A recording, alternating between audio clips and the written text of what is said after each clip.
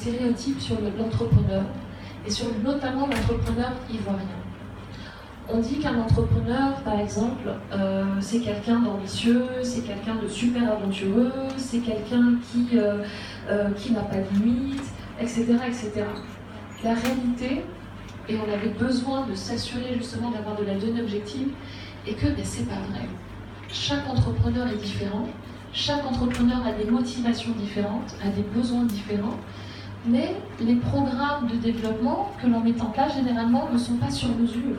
Ce sont des programmes qui ont été designés peut-être aux États-Unis, ou en Europe, ou en Asie, mais qui ne tiennent pas compte de notre réalité environnementale, de notre réalité locale, de notre réalité économique, éducationnelle, de notre réalité sociale. Et donc, au final, on se retrouve avec des indices faibles de transformation. Donc, on a des entrepreneurs qui vont faire partie de cohortes de développement entrepreneurial, mais au final, à la fin, on a peut-être 10%. 10% de ces cohortes qui créent vraiment une organisation. Et on en a peut-être 5%, et encore je suis gentille, qui réussissent. Et quand on a créé Smart Metrics, et dans notre job, ce qu'on veut, c'est que les gens réussissent. Mais comment faire en sorte qu'ils réussissent? Mais c'est en récupérant de la donnée. Et donc on a décidé de travailler sur la donnée, et on a designé des outils pour identifier le profil entrepreneurial des Ivoiriens, ou des entrepreneurs de façon générale.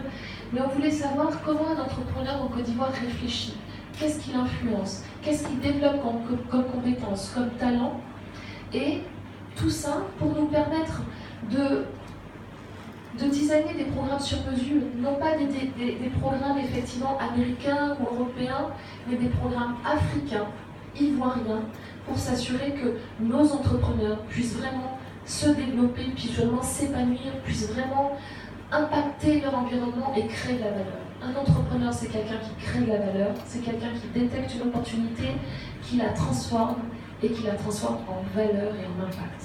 Et cette étude, c'est notre objectif. Récupérer de la donnée, arrêter de croire en des stéréotypes, voilà, parce que rien de tel qu'un stéréotype ou des préjugés pour passer à côté de la performance, pour passer à côté du développement, et ça nous semblait la meilleure des choses à faire.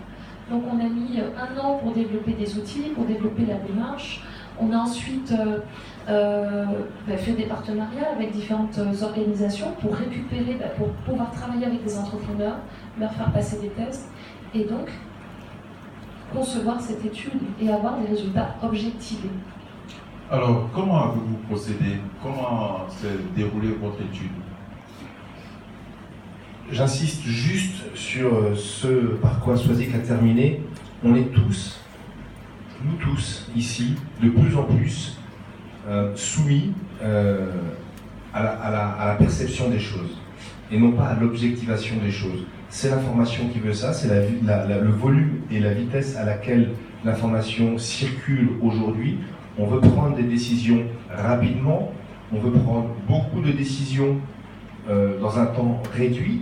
C'est le monde dans lequel on vit aujourd'hui nous pousse à ça. Et pour cela, on capte de l'information. Évidemment, on essaye de savoir d'où elle vient, comment elle a été construite, cette information. Mais il se trouve que très souvent, la plupart d'entre nous utilisons une information que l'on prend pour argent comptant et on construit un raisonnement à partir de cette information. Et c'est ça, le perceptif, qui a fait, à notre sens,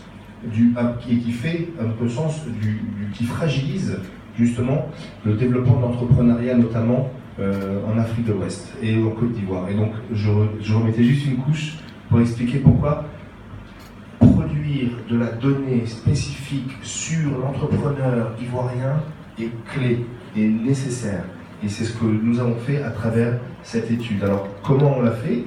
On a tout simplement parlé de notre projet à un certain nombre de promoteurs de l'entrepreneuriat donc on les a convaincus du bien fondé de notre projet, et on leur a demandé de nous sourcer, de nous donner chacun une 50aine d'entrepreneurs, tous secteurs d'activité confondus, tout âge confondu, pour constituer notre échantillon. Et à ces entrepreneurs-là, nous leur avons envoyé, et ça c'est l'outil clé de notre méthodologie, un assessment, un test en ligne, d'accord, qui a été construit pour mesurer justement les compétences et les attitudes entrepreneuriales, et Swazik va après un petit peu rentrer dans le détail, et tout simplement, c'est presque 200 entrepreneurs ont passé ce test, et donc ils ont produit de la donnée, et grâce à cette donnée, on a pu construire le rapport, les résultats dont on va vous parler maintenant. Et je tiens à remercier justement les différents partenaires qui nous ont permis de collecter cette donnée. Je vous en prie. Alors aujourd'hui, le résultat, le fruit de vos efforts est là. Que révèle votre étude? Eh bien, que l'entrepreneur ivoirien n'est pas comme un entrepreneur ghanéen, n'est pas comme un entrepreneur sénégalais, n'est pas comme un entrepreneur français, n'est pas comme un entrepreneur américain ou chinois. L'entrepreneur ivoirien a ses propres spécificités, a ses propres réalités et a développé des compétences, adaptées en fonction de son environnement, en fonction de son système. Et tant et si bien, effectivement, qu'on ne peut pas appliquer un programme de développement classique à des entrepreneurs ivoiriens. Il faut que l'on travaille sur d'autres points. Cet outil, l'outil que l'on a designé, est un outil qui a été reconnu à l'international et que l'on a développé avec notre partenaire français qui s'appelle Performance. Performance est un éditeur de solutions d'assessment de logiciels psychométriques, donc qui étudie le profil psychologique comportemental des individus. Donc en fonction, on passe un questionnaire, ça dure 10 minutes. Au bout de quelques secondes, on sait quelles sont vos motivations, quelles sont vos compétences, quels peuvent être vos blocages, quelles peuvent être vos limites, quels sont les conseils que l'on peut vous donner pour que vous passiez au niveau supérieur. C'est un outil de dingue, c'est top et c'est scientifique. En Côte d'Ivoire, cet outil évalue 12 compétences entrepreneuriales. On a des compétences stratégiques, 3 compétences stratégiques, qui sont d'abord détecter des opportunités, qui sont s'adapter à l'environnement, qui sont identifier justement, développer des partenariats. On a également des compétences organisationnelles, donc imaginer un plan, planifier un plan, passer à l'action. 3e compétence, c'est tout ce qui concerne l'évaluation et le suivi, des actions qui ont été menées. 3e bloc de compétences, c'est des compétences relationnelles, donc en termes de leadership. Comment est-ce que j'engage les personnes? Comment est-ce que j'engage les clients? Comment est-ce que j'engage les personnes qui travaillent avec moi? Donc le leadership. Le 2e, c'est tout ce qui concerne la communication d'un cadre. Comment est-ce que je coach mes équipes? Comment est-ce que je coach mes clients? Donc cet aspect coaching. Et ensuite, comment je crée les conditions pour que tout le monde, tout un chacun se développe, ce qu'on appelle la facilitation. Et enfin, on a les ressources personnelles de l'entrepreneur, qui sont l'audace, la capacité à prendre des risques. Un entrepreneur est quelqu'un, à un moment, qui doit développer, qui doit muscler son audace, c'est une compétence. La persévérance, la détermination. Est-ce que vous êtes concentré sur l'atteinte de votre objectif? Est-ce que vous êtes prêt à travailler pendant des heures s'il le faut? Tant que vous n'avez pas terminé, vous y allez. Et enfin, 3e ressource, c'est tout ce qui concerne la confiance. La confiance en soi, la confiance aux autres. Et j'en rajoute une 4e, c'est l'enthousiasme. Avec la confiance, on a l'enthousiasme. Cet optimisme à toute épreuve qui va faire que même quand c'est difficile, même quand c'est compliqué, vous allez vous lever le matin. Vous allez aller frapper à la porte de vos clients. Vous allez identifier qui peut vous aider, qui peut vous accompagner. Vous n'allez pas lâcher et surtout vous allez le faire avec de la joie dans le cœur, une énergie positive. Je vous assure, quand on est déprimé, quand on est négatif, il n'y a rien qui se passe. Quand au contraire on a de l'enthousiasme, on a de l'énergie positive, les choses se passent, les choses avancent, les choses évoluent. Et donc en Côte d'Ivoire, on a identifié qu'on avait, parce qu'on a classé tout ça en famille, on a identifié que plus de 60% des entrepreneurs interrogés avaient le même profil global, général, entrepreneurial. En Côte d'Ivoire, on a ce qu'on appelle des scénaristes.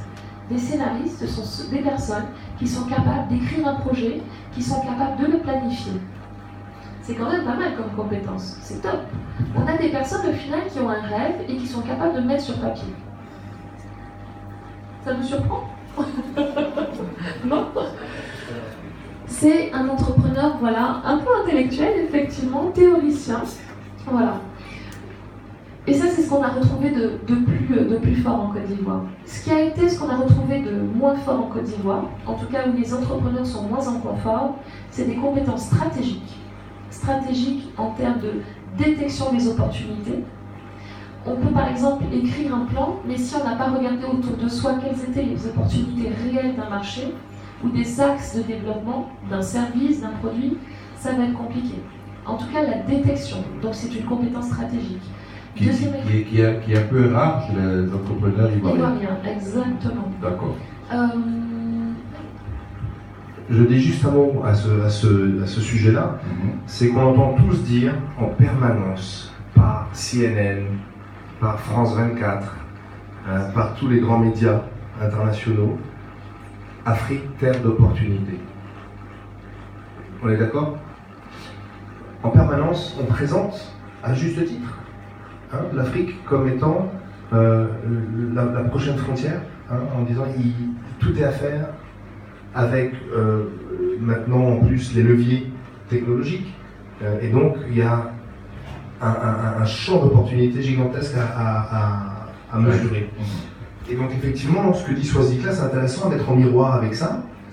Et cette compétence qui est fragile, et Swazikla vous expliquera après la nuance, il y a des compétences dominantes et des compétences plus fragiles sur justement la capacité à détecter les opportunités. Et donc, on ne peut pas d'un côté dire il y a des opportunités magnifiques et partir du principe que les entrepreneurs du continent vont les saisir. Il faut faire en sorte qu'ils les saisissent, créer les conditions qu'elles soient saisies, vues, détectées et saisies. Parce que dire il y a de magnifiques opportunités et que en fait ceux qui les voient et qui les saisissent, ils viennent peut-être d'ailleurs, c'est pas forcément ce que l'on recherche en réalité. Donc c'est ça que ça permet aussi de mieux mesurer. D'accord, voilà qui est clair. Donc les scénaristes, il y en a beaucoup en Côte d'Ivoire. Il y en a beaucoup. Mais c'est une belle compétence. C'est une très belle compétence parce que vous gagnez du temps. On gagne du temps en fait à pouvoir mettre sur papier son rêve.